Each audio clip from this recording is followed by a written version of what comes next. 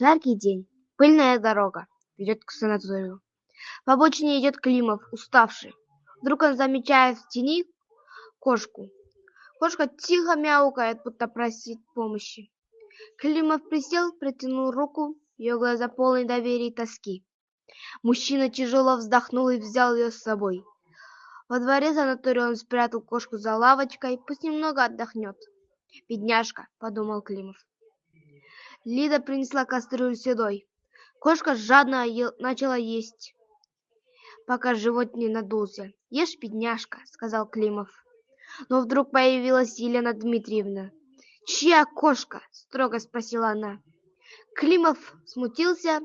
«Ничья», — ответил он тихо. «Животным здесь нельзя», — отрезала женщина. У разделка трех дорог Климов поставил кошку на землю. «Не ходи за мной, слышала?» — сказал он, стараясь не смотреть в ее глаза. Кошка снова пошла за ним. Климов бросил в нее палку. Та отпрыгнула, но не убежала. Климов отвернулся и пошел прочь. И очень хорошо, сказал он себе. Дорога была пуста, он обернулся, кошки не было.